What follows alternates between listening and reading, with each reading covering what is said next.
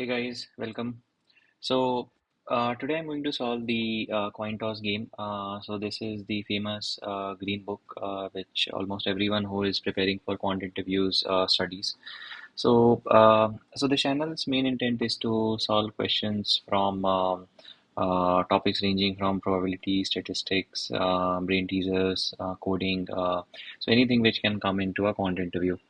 I'm going to start with the Green Book, and then after that we'll move to websites like Quant Guide and Quantable, and we'll pick questions from there. Now, coming to Green Book, the reason why I'm going to explain the solution, even though the solution is written right after each question, is because when I was reading this book for the first time, there were several questions down the line. So initial few questions are simpler. Even after reading the solutions, you will understand it completely. But when I was reading it for the first time, there were several questions down the line which, even after reading the solutions, I had some trouble understanding it and I was not able to grasp it fully. My intention is to whoever who is watching this video is maybe not comfortable with the solution which they have read on the in the book. Maybe after I explain it, they'll be able to understand it. And yeah, so let's begin. And also one last thing which I would like to say before starting is that I could have picked only those questions which are slightly more difficult to understand, but I wanted to cover each question just for the sake of completeness.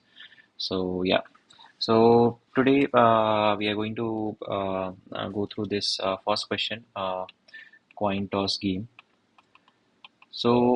This question states that there are two gamblers, Gambler A and Gambler B, and Gambler A has n plus 1 coins, and Gambler B has n coins.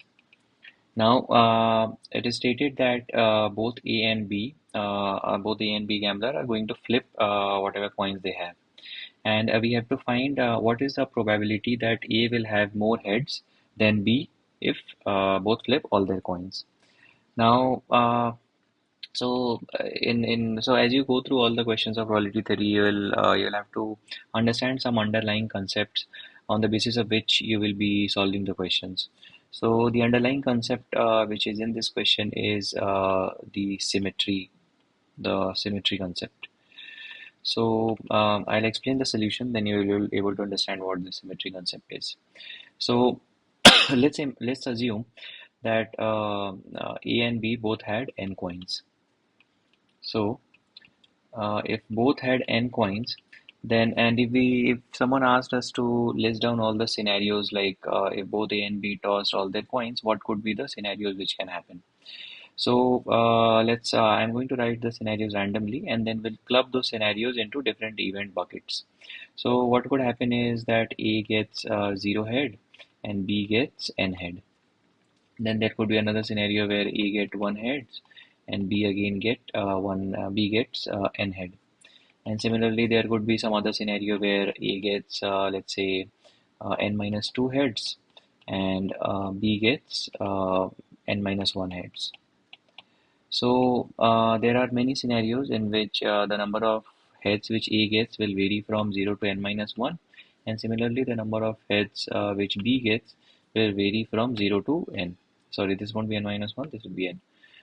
They can either get 0 head or they can get all heads, n heads. Similarly, for B, also the variation will be from 0 to n heads. Now, if you think about all the events which could happen, and if you think intuitively about it, there are three buckets in which I could club all the possible events in this sample space. So first, let me write down those sample space, and write down those three events, and then you will clearly see like how those three events bucket can be formed. So the event one is when the n coins are tossed, the number of heads which A gets is greater than number of heads which B gets. Event two is when number of heads which A gets is equal to number of heads which B gets. Okay. And now, if someone asks, like, out of all the sample space, what is the remaining case? We could see it that the only remaining case is when the number of heads which E gets is less than number of heads which B gets.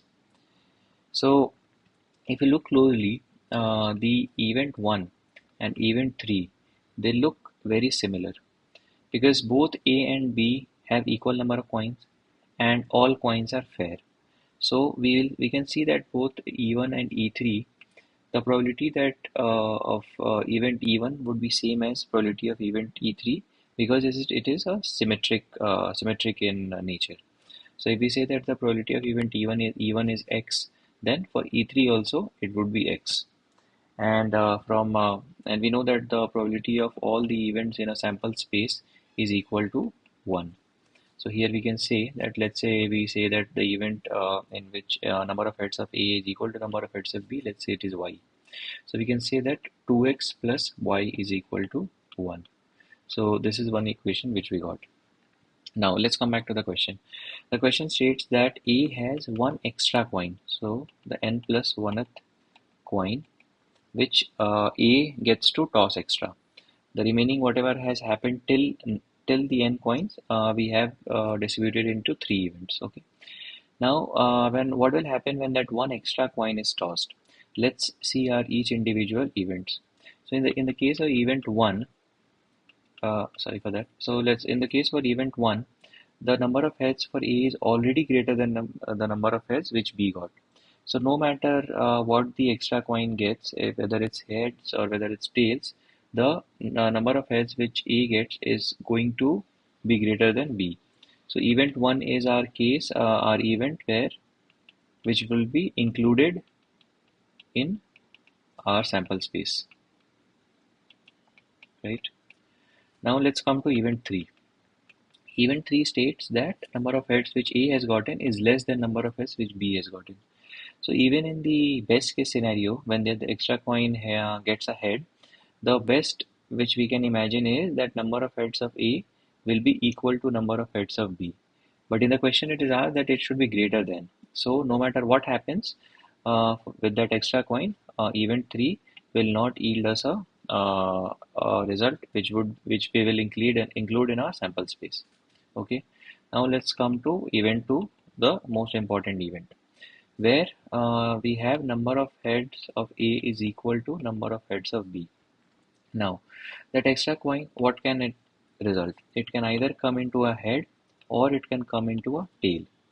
Now, when it comes into a head, then our number of heads which A has gotten will get increased by 1 and our condition will get fulfilled. And when the tail comes, our condition will not get fulfilled as it would lie in the event 3 bucket. So only this is the scenario which will lie in our sample space. Therefore, so the final probability which is being asked in the question is the event 1, so that is simply x, and event 3 is no longer there, and event 2 when that extra coin yields a head. So the probability of event 2 was y, and then we just multiply the probability of head for that extra coin. Now since this is a fair coin, so the probability of head is half. So this is our answer. But this is a variable answer, and luckily we can we are able to solve it as we have another equation here which we derived using our symmetry equation. So here we'll just substitute from that equation and we'll get 1 second. So x plus y, we will put 1 minus 2x times half, and this will x and x will get cancelled and this will give us 0.5. So the probability that A will have more heads than B, given that A has n plus 1 coins and B has n coins and the coins are fair, will be 0.5. So hope this solution was you were able to understand this solution. And this symmetry concept, the first time it might seem a little tricky as to how to apply this when a question comes. But as you see more and more questions like this, you will be able to it will become a second hand nature to you. So yeah, that's it. Thank you, and I'll see you next time with another question.